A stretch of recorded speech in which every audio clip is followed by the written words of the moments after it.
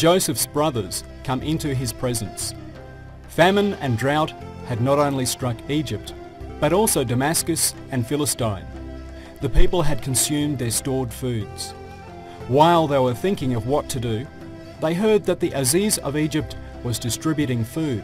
Everyone headed for Egypt in groups. Those who went there returned with their hands full of food.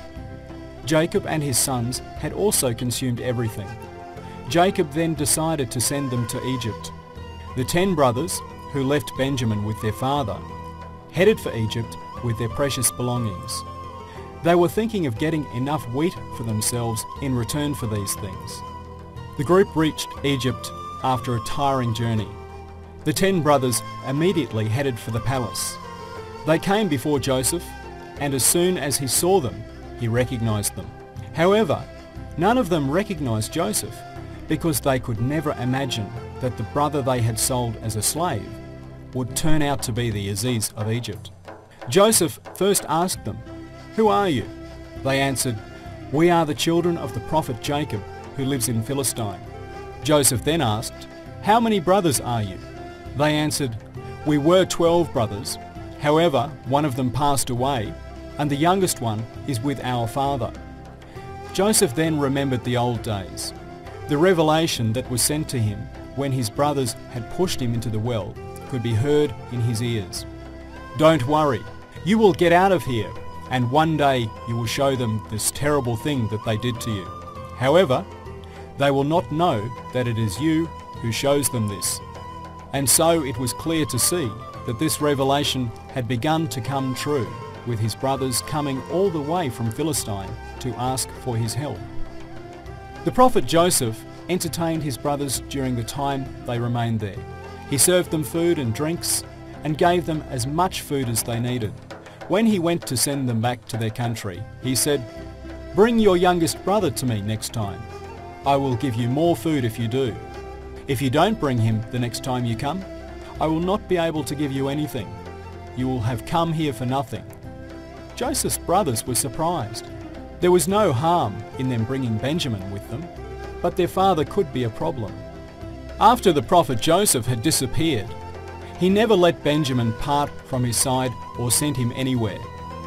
They explained the situation to the prophet Joseph and said, "We will still tell our father what you have asked for, and will do everything we can." Joseph was longing to see his brother and father, from whom he had been apart from for so many years.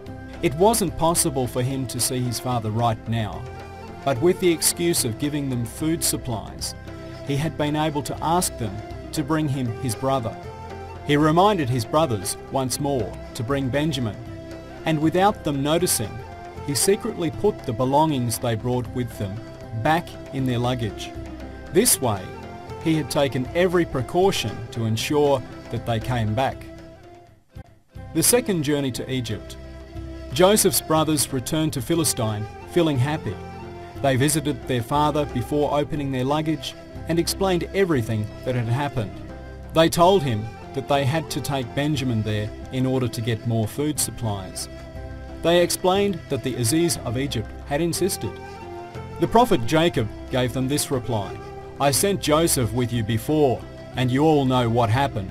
Now you ask for Benjamin? How can I trust you in this?" The prophet Jacob was right. It was hard for him to trust his sons after knowing what had happened to Joseph. But it was clear that they wouldn't get any food supplies if they didn't take Benjamin with them. So his sons started begging their father. They were emptying their luggage at the same time and were shocked. All of the belongings they had taken to Egypt had been given back to them. They were very happy and straight away went to show their father.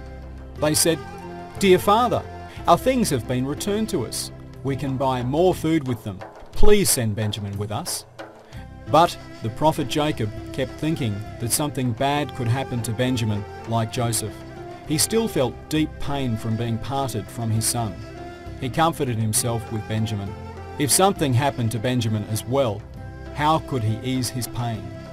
However, it was also clear from the food that his sons brought with them that it wouldn't be enough for them.